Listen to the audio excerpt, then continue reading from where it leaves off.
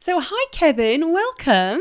Thank you Hello. so much for joining me today. Nice to be here. And so how should I kind of describe you? So you're a what? Well, I'm an educator and filmmaker. I'll say that. Okay, that's interesting. I'm going to chat with you about both aspects of that.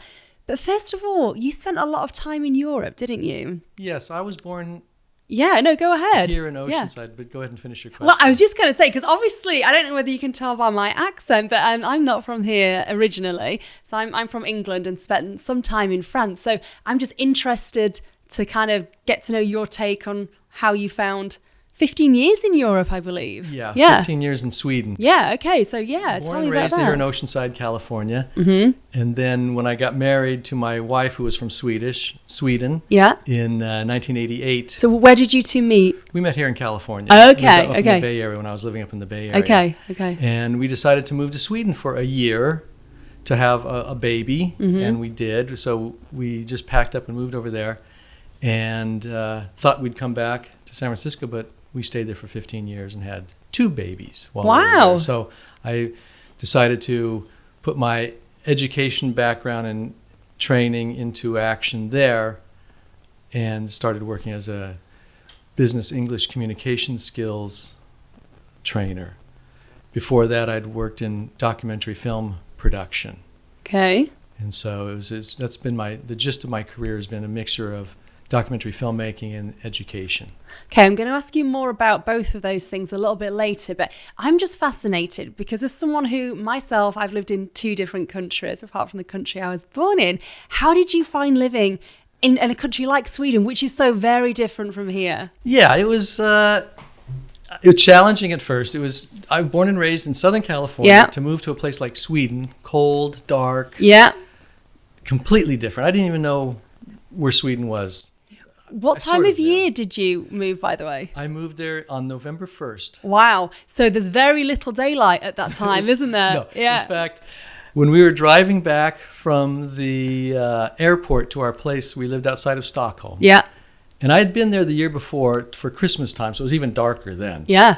And I don't think I never saw the sun that first trip. But on the way Oh, back, yeah. when we moved there, we're driving back from the airport to Vallentuna, a little village we lived in outside of Stockholm. Mm-hmm. All the cars that were driving by had their headlights on. And so And I what said, time of day was well, this? this is in the middle of the day. Yeah. And so I said to my wife, did I miss something? Was there a big state funeral or something for somebody? She goes, no, it's just so dark here. You have to have your headlights on all the time. So even during the day. Yeah. Which Yeah. we don't do here in California. So Yeah. that was my introduction. It was, in retrospect, it was wonderful to live in Sweden. Mm-hmm. When I was there going through it, it was challenging. The cultural differences, the climate differences, Yeah. the language Of differences. course. Yeah. Yeah. And probably all the stuff you experienced Yeah. when you moved to France or Yeah. you moved here Yeah. to California. Yeah. But you have to have an open mind and to want to live there and learn the things. And I always was a believer in multicultural, being like multicultural as one is multilingual Yeah. is a great skill to have, to be able to speak that cultural language and act in ways that people act in those countries, because you're not going to change them to be more like an American. Mm-hmm. Many times. Yeah, I totally get what you're saying. And it's interesting because on the point of language, how difficult was it to A, learn Swedish, and B, be in an environment where that is the spoken language? Because I know I struggled when I moved to France. Yeah. My head hurt by the end of the day. Yeah, I think the big difference between France and Sweden is all the Swedes speak English Yeah. and like to speak Yeah. English. Whereas Oh, my well, experience that's in lucky. France Oh, yeah, for sure. is that Yeah. they probably can speak a little English if you're lucky, but they really try to torture you by not speaking it. So where we lived as well, it was an area that was very French. Obviously, we were in France, but it was rural France. I mean, the principal, the head teacher at my daughter's school, spoke no word of English, and so it was just very difficult to get through a day. Your brain is working. Something that's so simple, like making a phone call to the phone company, for example, is so hard, and they speak fast over the phone. You can't see them face to face. I mean, how was it? Was that like the same thing for you, or? Well, in Sweden, the thing I found is the minute they found out you were an American, Yeah. they wanted to speak English with you. Everybody okay. So you would try to speak your best Swedish. Yeah. And they would hear you weren't Swedish, obviously, and then they'd want to speak English. So I very rarely ever spoke Swedish. First of all, How about at home, though? Well, at home I spoke English because my wife was Swedish, so she spoke Swedish with the kids, and I spoke English with the kids, so that they would grow up to be multilingual. And so I just kept to that, and with my wife I spoke English. So... And then my work was teaching English and communication skills in English. So all that, my entire day was in English.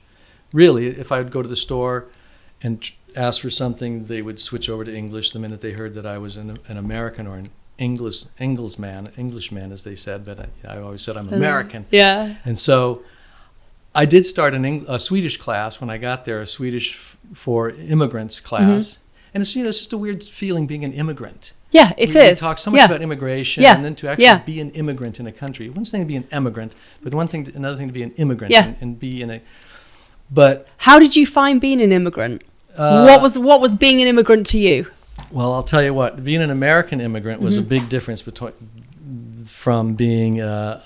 Sweden has a lot of immigrants. Sweden takes in refugees and a lot of immigrants from a lot of different countries, a lot of Muslim countries, and so, but being I really can't say I was truly a real immigrant, because they somehow put Americans on pedestals. Yeah. And it was a huge advantage. It really was. So for some reason, I wasn't dealt with in the way that a typical immigrant. That's interesting, and I understand what you're saying, and I think I kind of empathize to a certain extent. It was a little bit of my experience in France and moving here as well. But how do you feel towards kind of other immigrants that aren't afforded the same kind of graces as perhaps you or I? I mean, how does that make you feel? Like the treatment of them compared to that, and also like today in today's kind of climate. Well, in Sweden, when I was there to see my fellow immigrants, of course, I took a Swedish class and met a lot of people in my little village there that had recently moved there and were trying to learn Swedish. They had a much tougher time of trying to learn because their languages are very different. Yeah. And so I think Sweden did try to do a pretty good job of integrating and assimilating their immigrants and refugees into the Swedish culture. But I met a lot of people who were doctors, lawyers, who were driving cabs from other countries, and they just weren't afforded the same professional consideration that Swedes would have been. You know, Sweden was a very homogenous country, obviously for a very long time. 8 million people, now 9 million people on this place the size of California, so it's very small, concentrated people. Similar to the UK. And then a lot of immigrants coming in after World War II, especially Turks, and then of course later refugees, migrants from Africa, Somalia, former Yugoslavia, etc.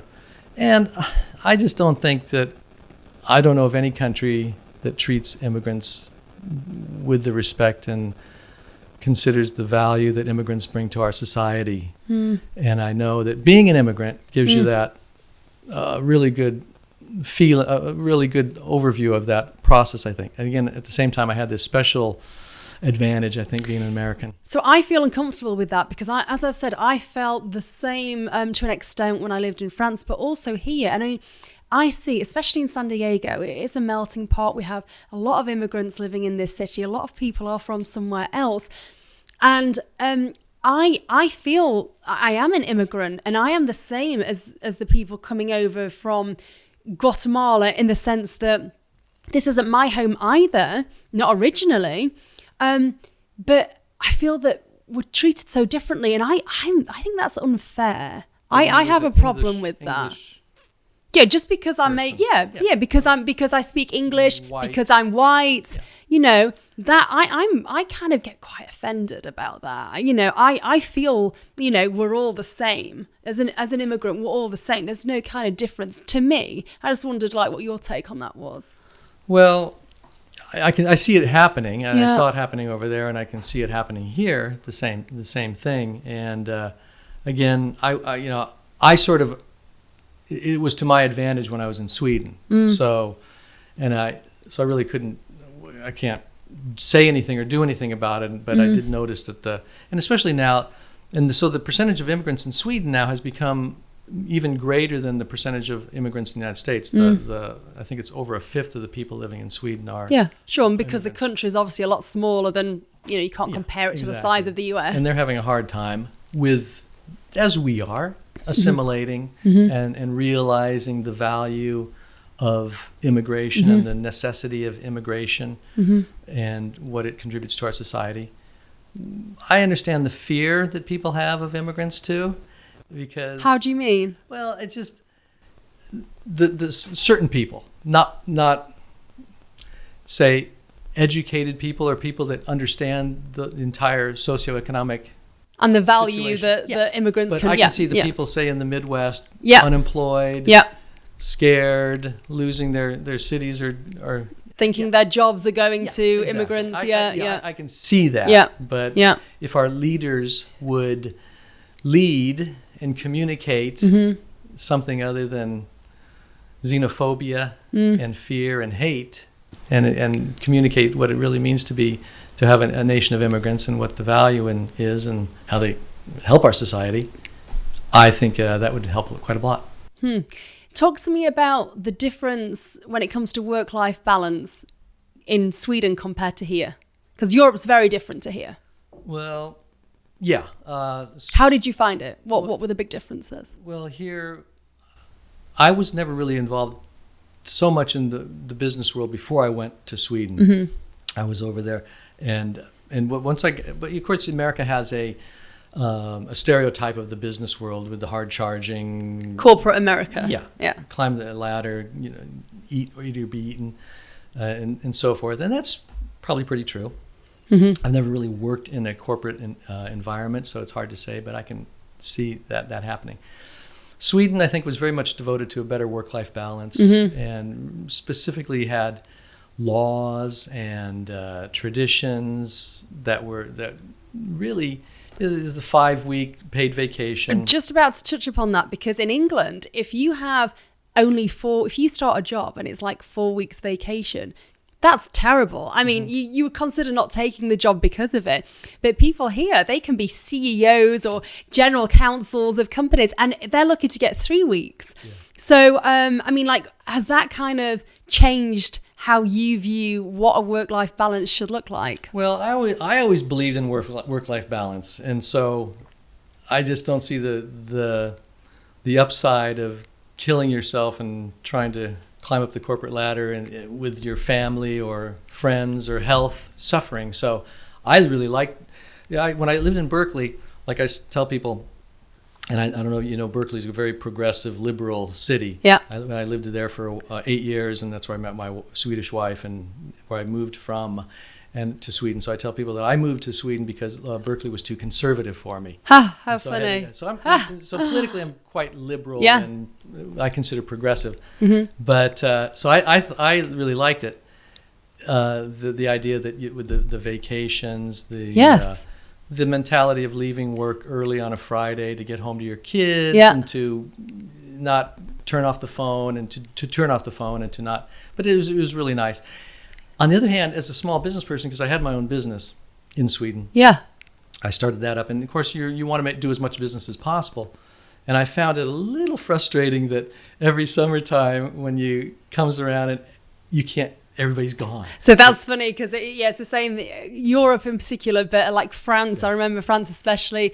Comes a certain time of year, August, I believe, is their holiday time, and they are just, you can't get hold of anyone for at least 2 weeks. Yeah. Oh, this is like 6 weeks. Yeah. Because some people they usually take 4 weeks. Yeah. They usually have 6 weeks vacation. Yeah. So they take 4 weeks during the summer. Yeah. July to August, and then 2 weeks at Christmas time or something like that.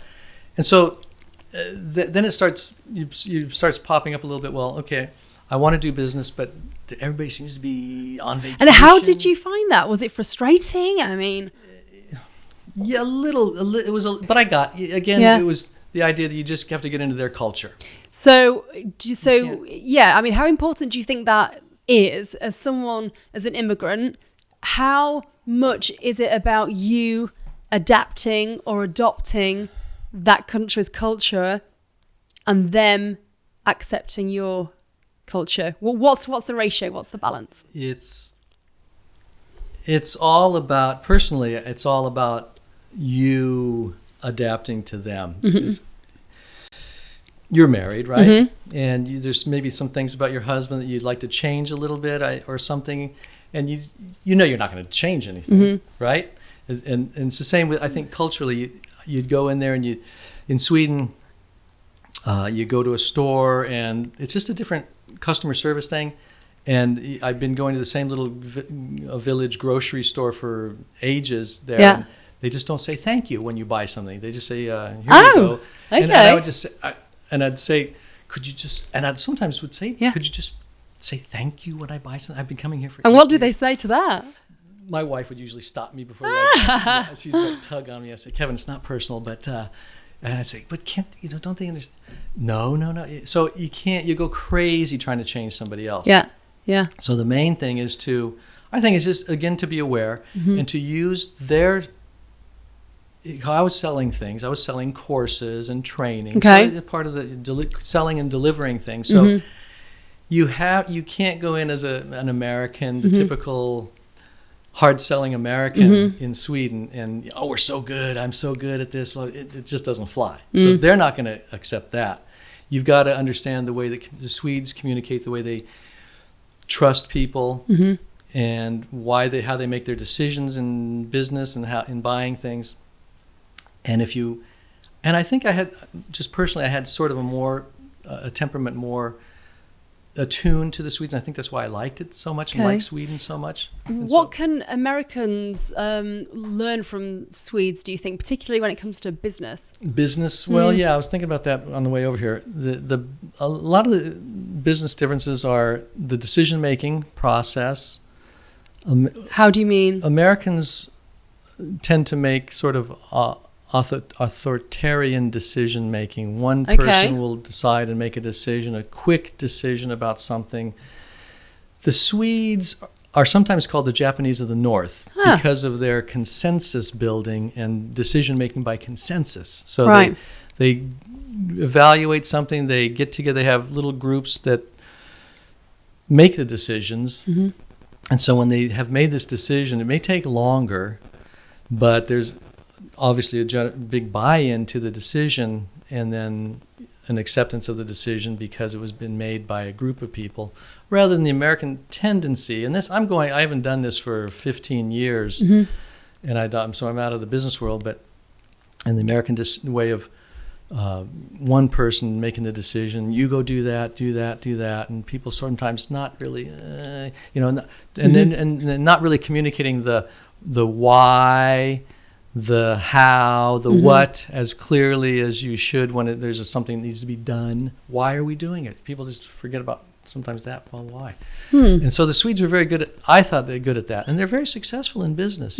For a country of 8 for a very small country. People, they're very successful in business. And so I think part of that is their culture in decision making and the consensus building. Yeah. And I think that we as a country and a culture in business and many other ways could probably learn from that, but I don't think we will. We've got our culture that's been going on for a long time, and it works for us, mm-hmm.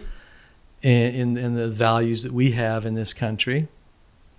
And I think people have the same sort of values.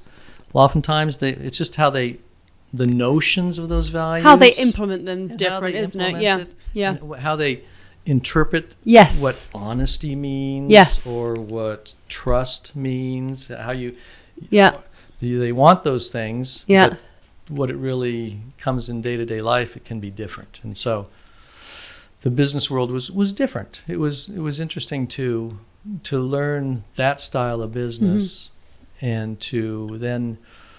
What I ended up doing was training business people to communicate in English and then to communicate interculturally with other companies that came from different cultures because of the mergers and acquisitions and buyouts of Swedish companies. A lot of them ended up working with people from Finland, from Great Britain, from the United States. Yeah. And they And just how didn't was know how that to do business received? with them. How was it It was received? received very well.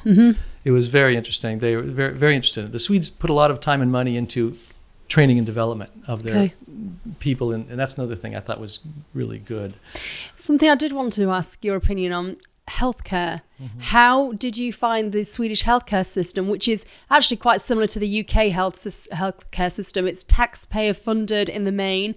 How did you find it, and how does that compare to what we have here? Well, I thought it was a perfectly reasonable solution to this situation, to go to Sweden and you're just, the minute you step foot in the place, you're covered. The minute you're born, you're covered from cradle to grave. Yep.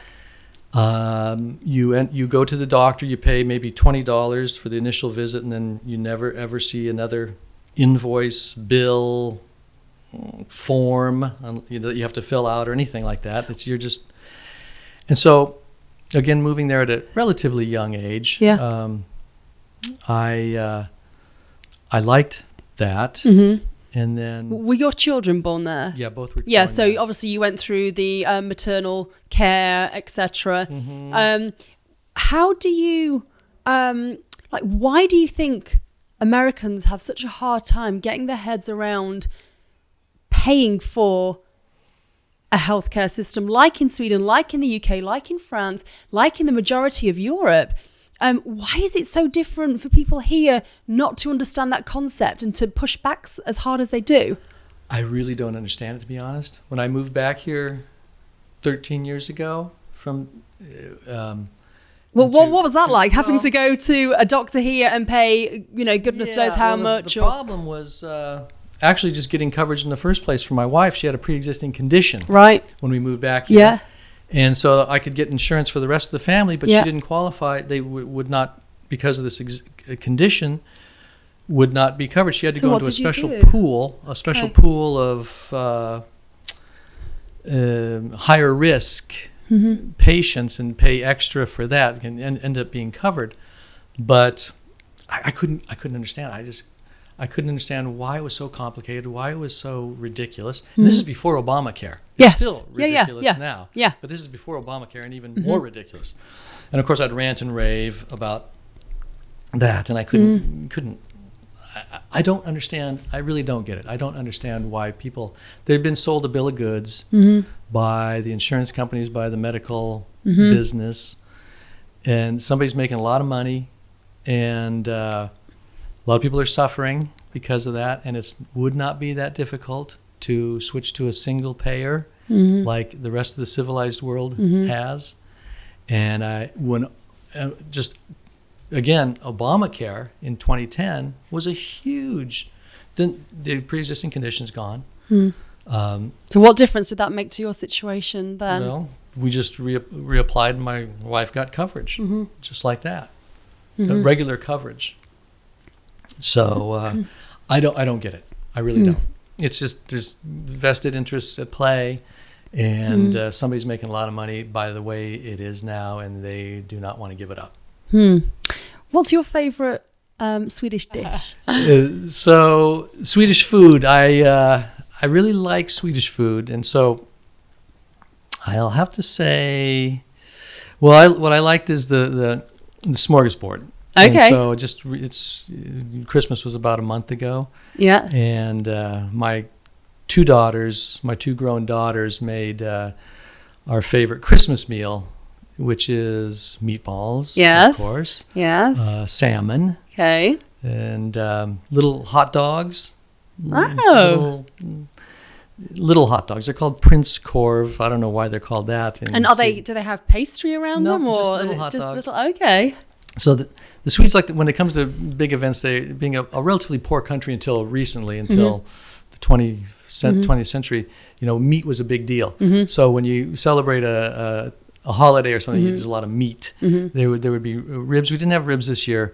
Ham. Yeah. And then a nice potato dish. Of course, they like the potatoes. Yeah. And a very nice potato au gratin dish. With onions, cream, potatoes, and anchovies. Oh, Yeah, I love but we anchovies. leave the anchovies. You like Okay, anchovies? I love anchovies. They are a love or hate We'll food, save I the know. anchovies next year for you. Oh my okay? gosh, yeah, I'll hoover those up, no problem. Okay. And just before we move on from Sweden, a few years ago, I took my daughters to Lapland in Finland, and we briefly touched upon the kind of darkness situation in the winter. And honestly, I mean, it just didn't get light in that place. And I know that Finland has a high suicide rate. And, you know, there obviously is a strong connection between mental health and weather and daylight, quite frankly. How did you kind of get around that? Because then, of course, in the summer, it's the opposite. Yeah. Well, yeah. So being from Southern California, I'm really used to sunlight. Yeah, and warm weather. So going over there, I think that was the biggest challenge was the light. The cold was okay. You can buy clothes, but you can't. So the Swedes, what they do is they have light therapy. Yes. And when I first got over there, so what's that? What does that look like? When I first got there, you would go to a doctor's office and sit in a room with a light going with some other people. I didn't do that. A bit like a group sunbed type like of a thing. Sauna or something with light. Okay. And so that was because there's this seasonal affective disorder that makes you sad. It's sad, for depressed. tired. Totally, yeah. I got tired more than depressed, and so what I ended up doing is I saw a product. I was at some place, and it was called the Light Book. Huh. So because I was tired, you know, having kids, working. Yeah. It's exhausting. That's anyway, but tiring then without sunlight yeah, is another yeah. thing. Yeah. So I got this little product, and I'm sure they've improved upon it because this was probably 20 years ago that I bought this product. And it's just a little thing that it shines light in your face. You're supposed to sit in front of it for 15 minutes every morning, because what it does is if you don't get sunshine in the morning or light in the morning, you produce melatonin, and then it makes you feel sleepy. Sleepy, yeah. So that the light prevents the too early production of melatonin. Oh, I didn't know So that. I would sit in the morning at my computer with a cup of coffee. Yeah. And the little light book while I was reading the LA Times on the computer. I only would read English stuff or American stuff and sports stuff. And so, that helped a lot. It made a big difference, I found. And so I think, there a lot of, it's really a thing. The darkness is really a thing. And during the winter, you go to work and in the dark. You go to work at dark. You come back. It's dark till 9:30 in the morning. And then if the sun does come out, it doesn't really come out. It's just sort of, it's still gray. Yeah, I remember in Finland. I mean, it was probably like 11 a.m. in the morning, and that was the height of their daytime. And it's like this grey. There's no sun to be seen.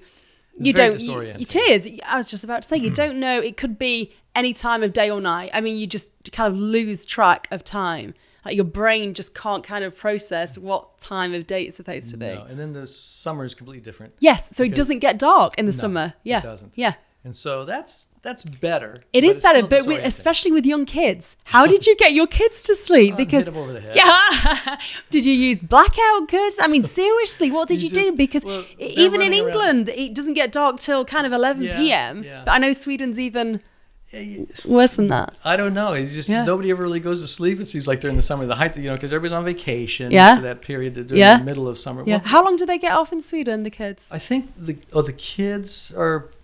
I think it's sort of its usual June to September type thing. Okay. But a lot of the parents are off. Yes, too, of course. Because they're taking a break. But I don't know. They just eventually run around so much during the summer. It's light out and you're out running around and having fun that they'd eventually pass out. At a decent hour eventually. But you pulling the curtains down and the shades, and still the lights. You look out, the lights, the sun's sitting up there in the sky at midnight. And you're sort of going, And I like my sleep. I have to sleep. Yeah. Otherwise, and so, but it doesn't last that long, and so you get used to it. And we'd end up coming back to the States a lot during the summer, and spending time here in Southern California about a month or so. Because of the vacation situation. I spent quite a few summers there, but some of them over here. And then you'd have to go. Then there was that feeling before you left California to go back to Sweden is sort of Really? because you knew it was getting darker. Anytime after June 21st, every day was getting darker and darker. Yeah. So if you came over here in say August or July, you just knew that when you got back, it was going to start getting cold and dark, and just get ready for the winter. How do your daughters feel? Because obviously they were born in Sweden, so they are Swedish. Where are they now? Are they here, or are they in Sweden, or where are they? They are here. They're in California. Okay. So how do they feel? Do they feel Swedish? Do they feel American?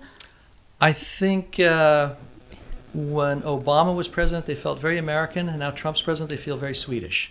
Okay. Why? Why? But I think in their souls they're Swedish, because when you're raised as a child in a place, I think that really imprints you. Yeah, it does. They were when we moved here, one was a sophomore in high school and one was in 6th grade. So their main upbringing was in Sweden. Yeah, yeah. And their cultural main influencers in Swedish. But what I like is they're multicultural. Yeah. They can survive and function in both cultures. They both ended up here in California. One of them did actually move back to Sweden for about a year, but ended up moving back to LA and living in LA. Okay. So she lives in LA. My other daughter lives here in Oceanside. Yeah. And that's nice, just down the road from you. Yeah, just down the road. So they really like the Swedish part of them. They like the traditions. Do you feel a responsibility to keep that up? Because I know I do, because my girls are English, and I do feel a strong responsibility to keep those English traditions going, and just keep them kind of, in tune, if you like, with their birthland. Yeah, I do. And, considering that the Swedish part was my late wife, so she's not around anymore to keep that up. So I feel sorry extra to hear that. effort to keep up yeah, that alive. sure. And they do a good job. My daughters do a good job. They want to, language-wise. Yeah. In fact, they both speak Swedish to me. Their whole life, they've spoken Swedish to me. Oh, wow. And I speak English back to them. So even now, you're all living here, and my they're texts, we all in live Swedish. Here. Yeah. I think the older one now is switching over to English with me. I think I don't even notice. Really? So it's not even like a conscious thing. Yeah. So, but they just. They're perfectly fluent in English, and they have gone to college and everything and function and work in English. But with me, they, for some reason, continue to speak Swedish. And it's good for me because it keeps my Swedish up. Yeah. And so How is your Swedish, Kevin? It's good. Yeah. I will say, I don't like to brag, but my Swedish, actually, it's gotten better since I moved out of Sweden. For some how reason. funny. Why is that? I have no idea. Wow. But since I didn't use it much in Sweden, I never really, and I would hesitate to ever use it professionally or too much. What's better, your like oral or your written? My speaking is yes, the best. yes, me too. Speaking and reading with French, okay. And writing, not so good. Yeah. Listening, it's just difficult. I don't know how you feel, but it's just difficult to. I'm okay in a conversational setting, but if I were to write down my conversation, it's just so difficult. I don't know why, but it really does. Yeah. And it's hard. It's hard to translate. It's exhausting. It is, especially in a social setting. Have you ever noticed that when people are speaking and you're just to hear what they're saying? So I always felt that people didn't fully know me in France, that the French people, my friends, because I couldn't quite ever explain to them exactly what I was feeling. I couldn't necessarily tell jokes to them like I would do. Yeah. Did you feel the same? Yeah, you feel like about half the person that you are. That's a really good way of putting it. And yeah. The IQ sort of drops about 30 points. I felt the kind of necessity to just remind them what I did for a living, just because I just felt that, like you say, as if like you're almost like half a person and they never really got to know the real me. No, because first of all, you're hesitant to speak the language. Yes. You don't want to sound like an idiot. Yes. The worst thing is to say something and just everybody looks at you like they don't understand what you're saying. Although to be fair to the host country,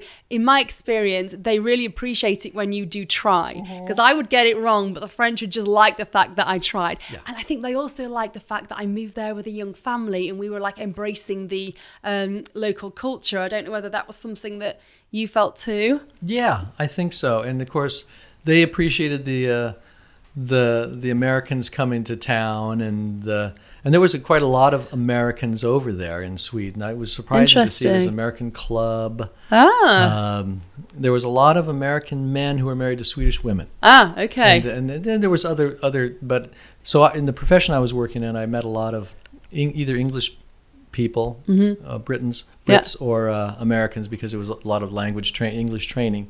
And in fact, I studied in England with a guy named Richard Lewis down in Winchester. And so a lot of the people in that regard were the Brits. And so, and they, I don't know, people would say the words in Swedish was Engelsman, which means Englishman, if you spoke English. But I always took it to be an Englishman. Okay. And I made it, no, I'm not an Englishman. I'm an American. Oh, that's funny. Yeah, and so... Do you think that kind of like propelled you up a notch in some way? I don't know. It's tough to beat the English in the world status, I think. Although I've mentioned this before to Edward, I always get confused for being either Australian or South African here. Okay. Very rarely do people guess that I'm from England, but that's a whole different story. So, okay, so you spent 15 years in Sweden. You're back here. Tell me about your filmmaking, your documentaries, in particular, your fascination with a certain Leo Carrillo. Okay. Yeah. Well, when I was younger and lived in Berkeley in the Bay Area, I got involved in documentary filmmaking. And so, what made you get into that? Well, I saw a film on TV by a filmmaker named Les Blank, and he was a famous late documentary filmmaker who did films about music, cultures, people in the United States, sort of subcultures and their ethnic subcultures, their music, their food, their cultures. And I found it fascinating. But the movie I saw was called Burden of Dreams, and it was about the making of a film. So I thought it was the first time I'd ever seen a documentary like that. It was sort of cinema verite. Yeah. Not the standard document. Well, here is the workers going to the with a narration. So I thought it was fascinating. You make documentary films like that? Huh. So I moved to the Bay Area. Okay. And I sort of tracked him down and got in touch with him, the filmmaker Les Blank. And what did you ask him? Well, I asked him for a job is what I did. I wanted to work with him, which I eventually did. But when I first got there, I wanted to get involved in filmmaking, so I decided to do this TV show, a local public access TV show that we were talking about, where I interviewed filmmakers. So I thought, that's a good way to meet filmmakers. Maybe I can work my way into that thing. So can I just stop before you kind of carry on? What was your background? Did you have a background in I studied film at university. Okay, so that's the link. Film and English, Okay, so I was very interested in film and filmmaking. Okay. But this was like your first gig, your first kind of taste of the industry. So I got involved. I met some people. I just co-produced a 22-minute documentary about a TV evangelist that did pretty well with another guy up in the Bay Area that I met doing the TV show.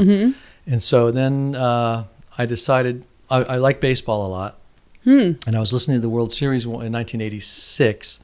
Who was playing? The Mets and the Red Sox. Because baseball's still a new sport to me. I go to the Padres. I go and watch the Padres at Petco Park. But I'm sorry for you. Well, yeah, I know. It's hard work being a Padres fan. Yeah. So who do you support then? The Dodgers. The Dodgers. But it's even harder work being a Dodgers fan because we have expectations. So, so I got involved. I thought I'd do a documentary about baseball announcers, the guys on the radio the old time. So I did that. Met another guy who helped me produce and direct another documentary film about baseball, a historic documentary about baseball in New York City in the 40s and 50s. And then I moved to Sweden after that. I didn't do anything in that area until 2005 when I read an LA Times article online in Sweden when I was sort of thinking about coming back to the United States. And I read an article about a man named Jose Luis Bonilla who had built a ranch in the middle of California that had been, it was a long story. You can see the film actually if you want to.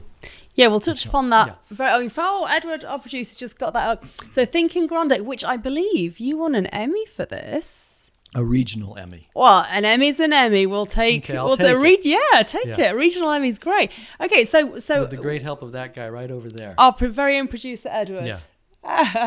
Who's blushing now? Edward doesn't like the limelight. Well done, Edward. So talk to me about this then. Okay, so what was this about? What was the inspiration behind this? Well, there was a very interesting story in the LA Times about this guy, Mexican immigrant who'd come to the United States, built this village in the middle of California by Santa Barbara to recreate a village in Mexico. What he wanted to do was build a Mexican Disneyland.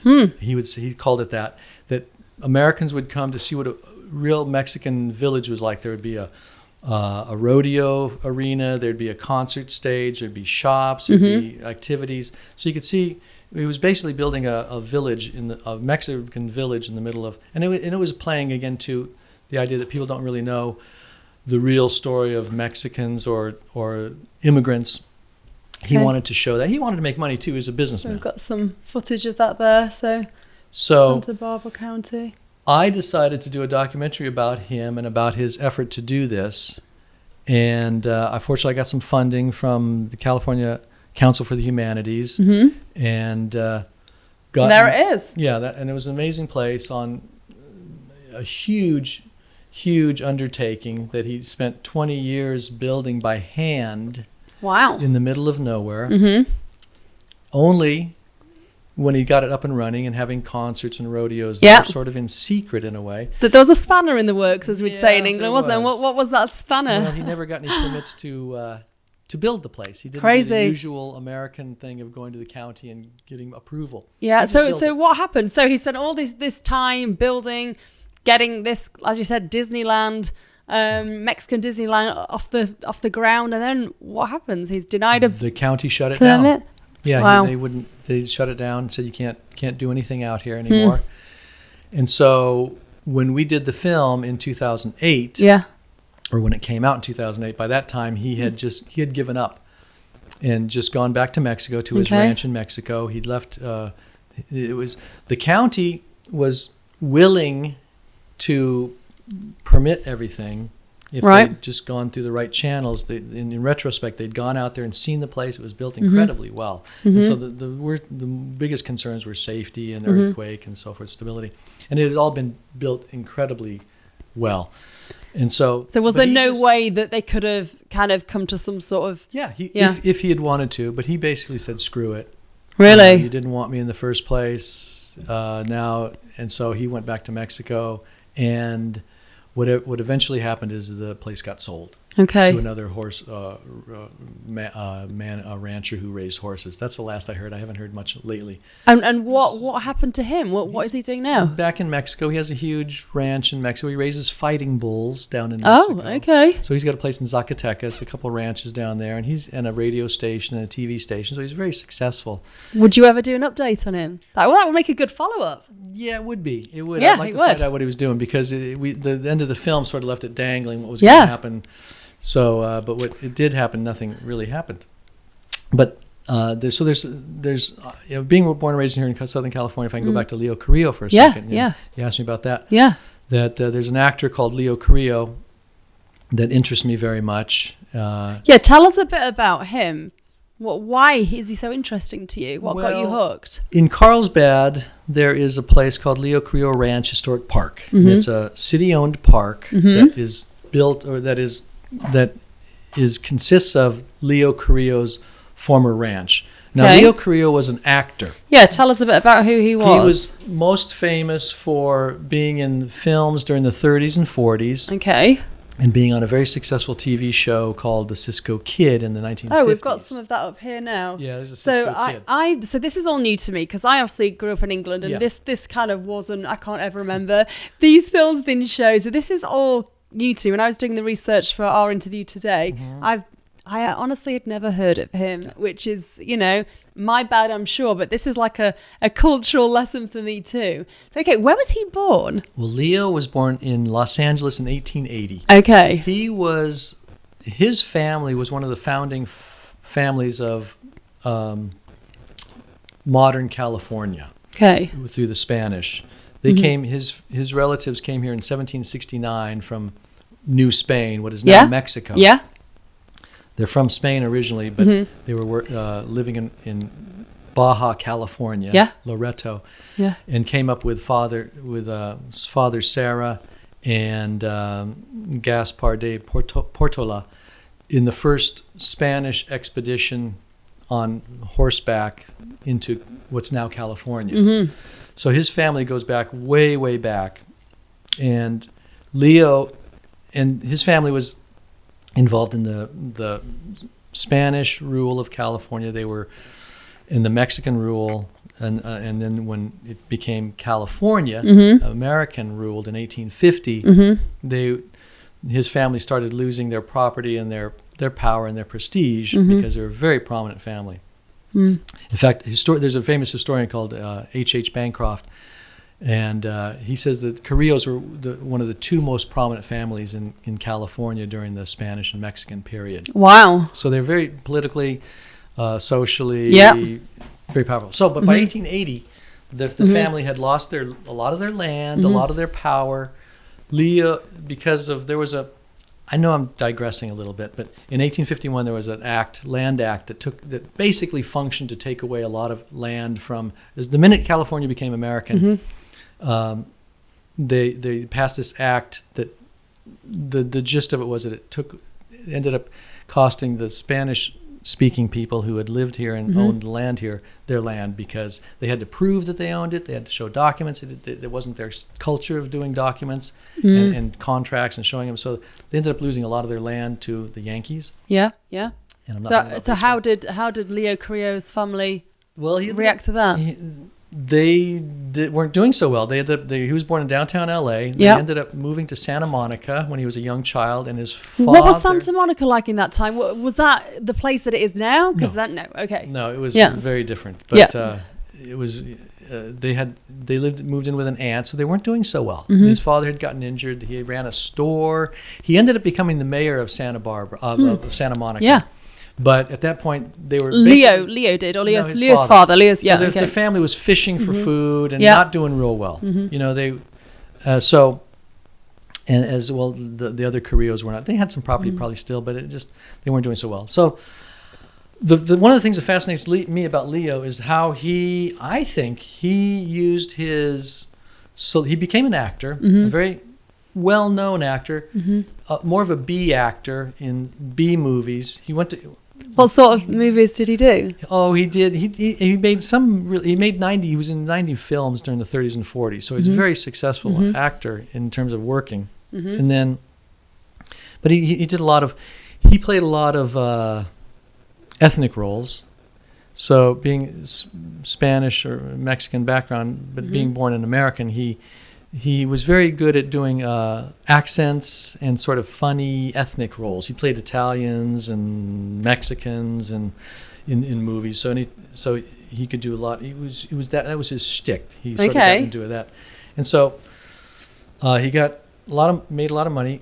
He bought this ranch in Carlsbad. He built a house in Santa Monica, and he just became a very interesting character. And what fascinated me is how his family had lost their power and their prestige and their property. Leo, the story that fascinates me about Leo is how he used his celebrity to make enough money to buy back the property, not all the property that they had, but he bought this big ranch here in Carlsbad, 2,500 acres.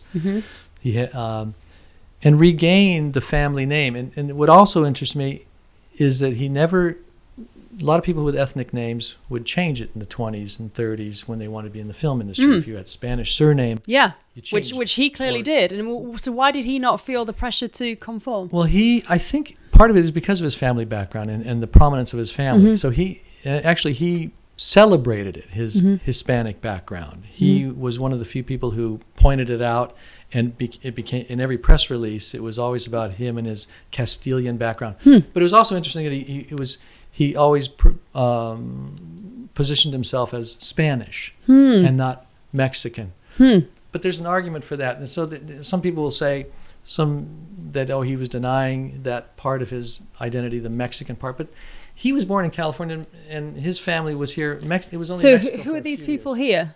Do you know who these some are? Of his fans. There's Leo in the middle with the little pencil-thin mustache. Yeah. Who's that to his right? That is Duncan Ronaldo, the actor who played the Cisco Kid. Ah. So the Cisco Kid was the hero. Okay. What part did Leo play? He played the sidekick.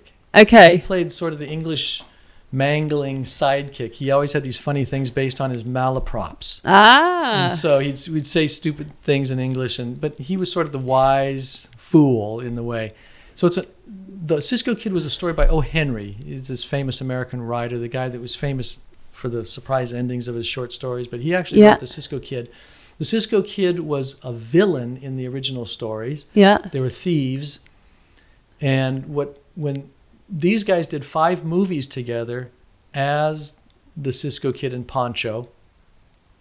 And then in 1950, when TV got big enough to make TV shows, they hired them to do a TV show. And that's when it really exploded and became very, very popular. But they turned them into good guys. So they wanted to, one of the stories is that Leo wanted to portray the Spanish-speaking people, or they were Spanish background, the 2 characters, as not as thieves, but as more of like heroes. They were sort of ne'er-do-wells, but they always end up helping the sheriff in the end. Yeah, that's interesting, because how comfortable was he playing kind of the sidekick? I mean, was it in that time, and even today, was it kind of socially acceptable that, someone with Hispanic heritage would have played the lead and it wouldn't have been a stereotypical character?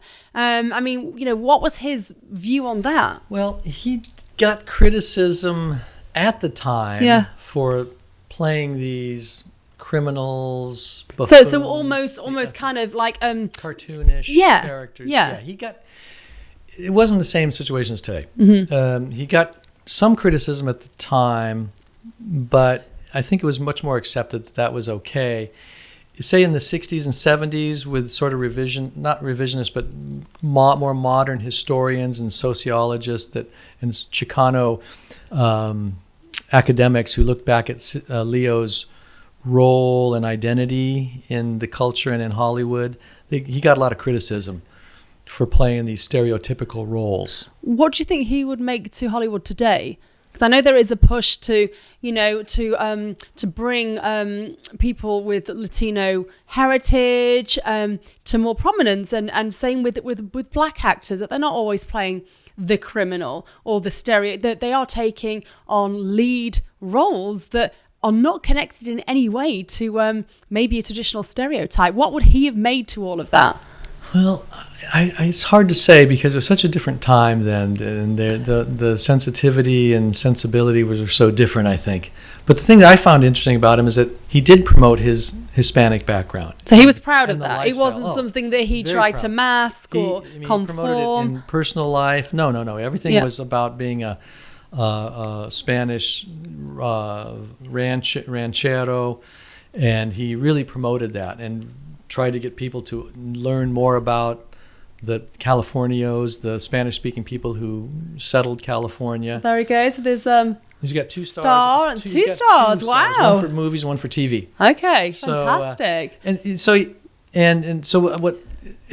the same time, another thing that really interests me about Leo is his interest in parks and recreation. Mm-hmm. And beaches. Mm-hmm. So he was a guy born and raised in, or not born, but raised in Santa Monica. Mm-hmm. He was a lifeguard.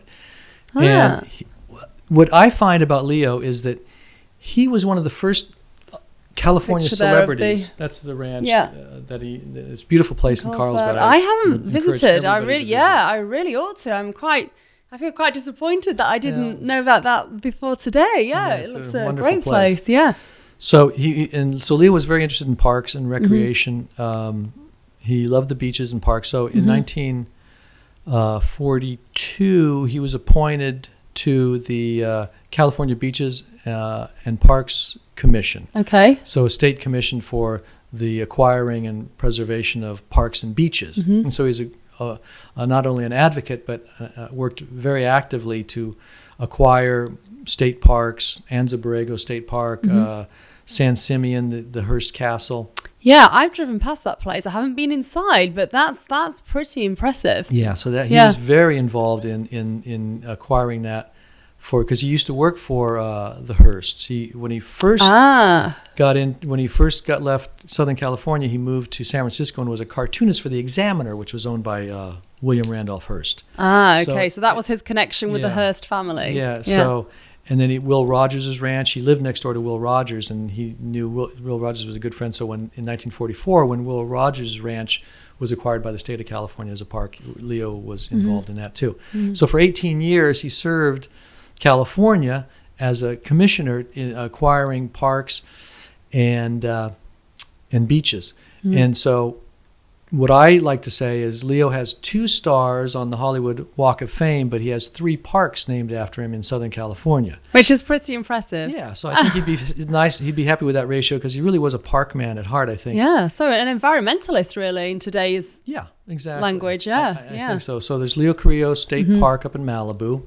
If anybody's driven up the coast, that you've driven. I haven't been to that park though. I will do that next time. Park. Yeah. There's Leo Carrillo Ranch Historic Park here in Carlsbad, California, which is his old ranch. Yeah. His old stomping ground. Wonderful park and is he kind of preserved? Like his living quarters still? Yeah, his house preserved. is all preserved there. And can you go inside? Yeah, you can go inside and take tours. Wow. Tours and his hacienda, it's really nice. It's they've done an incredible job of preserving the place and just really.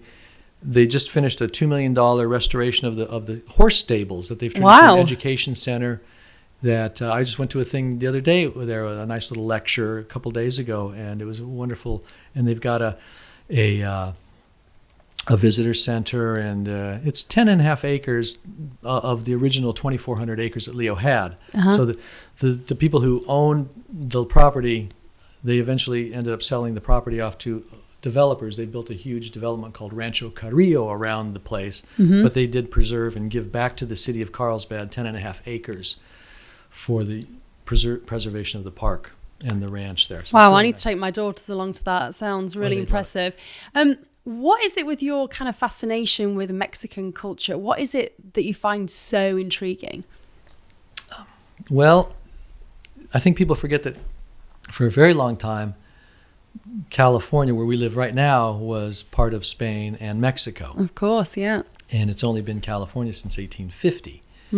And so and then of course in our rush to become Americanized, we do away with a lot of our landmarks and vestiges of the Spanish and Mexican times.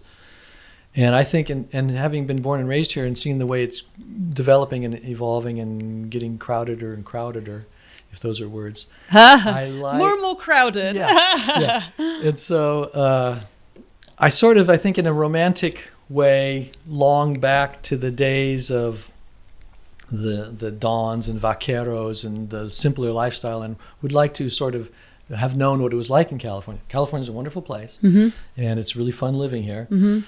But I think that there's something that interests me about that, and there's something that interests me about, again, the border we have and the incredible difference of lifestyle that we have. I think California, the United States, and Mexico is one of the very few places in the world, if not the only place in the world, where a first world, that's not a really good term, but a developed country meets what used to be called a third world country. Yes, yeah, absolutely. And how those worlds kind of like collide and integrate, if that's the right word. And how we've assimilated so much that we like about Mexico and Spanish and Mexican culture, the food. Sure, I was going to say, I mean, the food. I mean, you can practically eat Mexican breakfast, lunch, and dinner living in San Diego, particularly. Yeah. How has you mentioned the two kind of very different countries that are literally, attached pretty much. How has that relationship developed over the years? So from Leo Carrillo's time until now, have we done a good job of integrating, or how do you think that relationship has changed between people from across the border and people that were born here? Yeah, well, I'm probably not an expert on that, but I have my own personal opinions. Yeah, what do you think? As someone who's interested in, obviously, Mexican history and people. Well, I just don't think we've done a really good job of seeing people as people and the type of... Why do you think that is? Because as you said, Mexican people have brought so much to this country. Obviously, they were here before American people were here. You know, we love the food, you know, the culture. Why is it that there's still not a level playing field?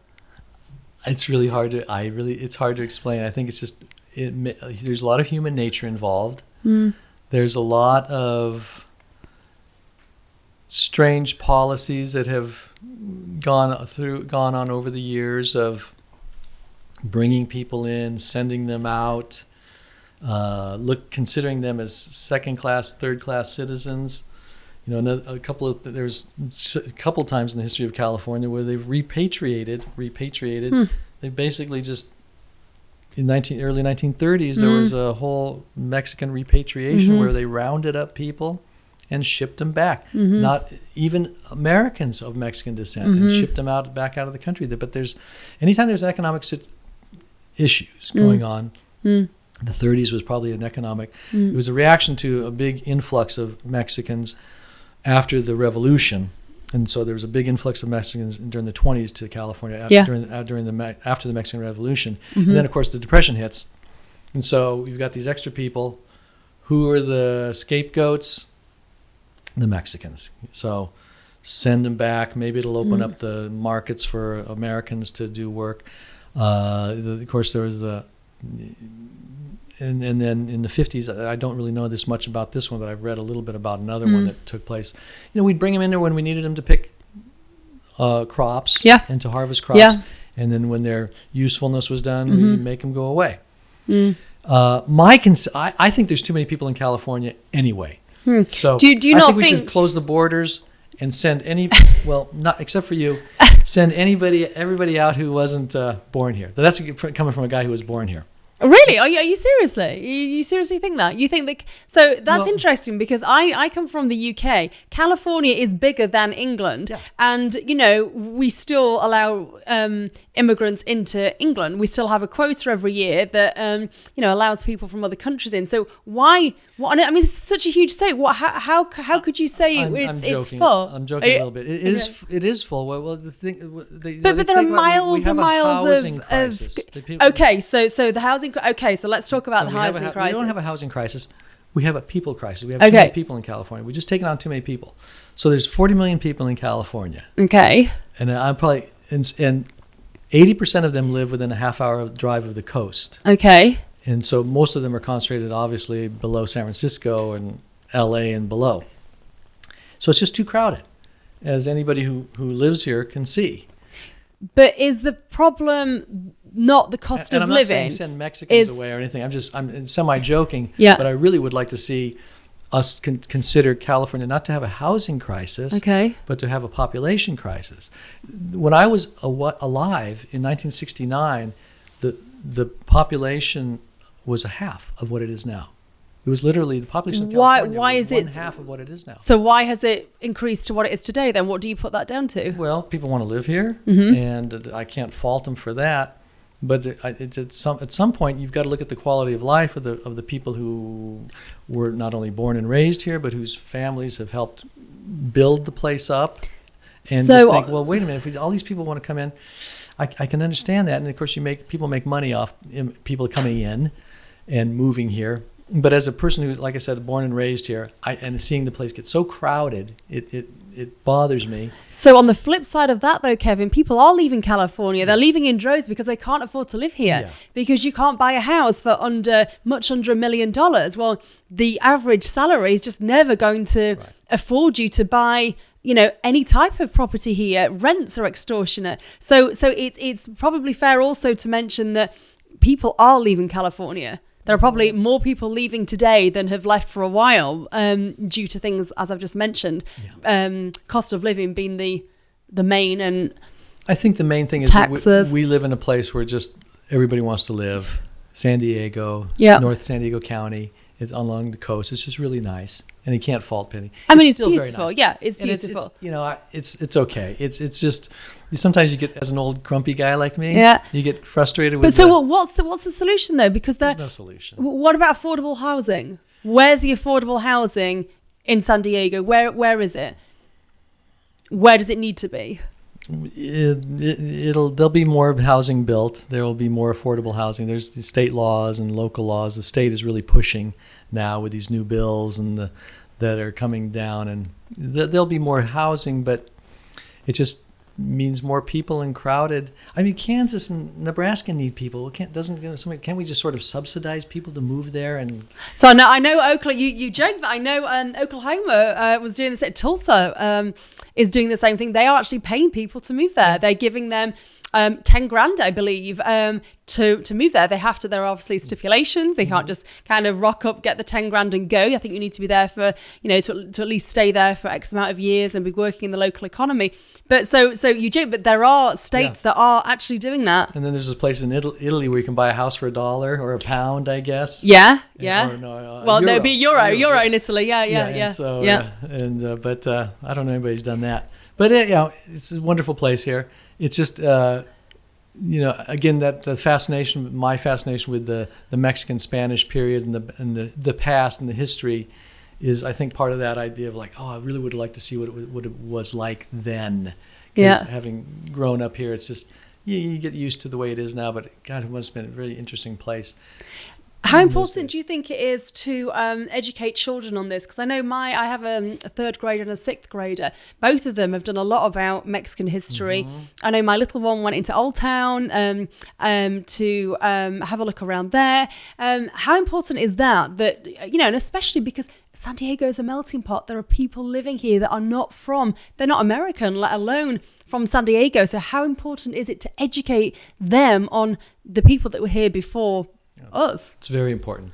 I think it's, I worked at the Leo Carrillo Ranch Historic Park. I worked as the archivist there for a couple of years, and they have some really nice programs out there. The fourth graders come. They learn local history. I think the third graders do California history. Is that correct? Other way around. Yes, okay. Other way around. Yeah, They have a great program where all the local fourth graders all come out to the ranch and they take a tour and do things. And they're teaching them about, and through that kind of stuff, they're teaching them about the past and the evolution of the cultures here. So I think it's really good. I think it's really lacking. I think our education in general, at least when I grew up, was really minimal about our history and the true history. Our history really did start when they taught us when California became a state and became American. I didn't know anything about. If I hadn't gotten involved or interested in the Carrillo story, and through that the more in the past, I wouldn't have known anything. Of course, Native Americans as well. Obviously, before exactly. they were kind of the original people here. And so you go around, you get the street names, you see all the names, Carrillo Carrillo Street, Balboa, you see all the stuff in the. But do we really know who those people were and what they did and how they helped turn California into what it is now, and how we treated the Native Americans when they did come and so forth. So I think we need a lot more I'm a big believer in history education, and I think that we could make it a lot more interesting and a lot more pervasive if we really tried. But I think it's as humanity, it's not really seen as being such a huge important subject these days, with so much interest in technology and STEM subjects and things like that. But I'd like to see people learn more about it. And in fact, I'd like to make a documentary about Leo Carrillo and write a book about Leo Carrillo. Well, you need to make a list, because there are a few documentaries I think you need to crack on with making. Oh, yeah. I can see some regional Emmys in your future once again, Kevin. Well, listen, on that note, it's been an absolute pleasure speaking with you today. Thank you so much. And come back and chat with me when you've finished your next documentary, please. I'd like to. Thank you very much. Thanks, Kevin. All the best. Thank you. Thank you.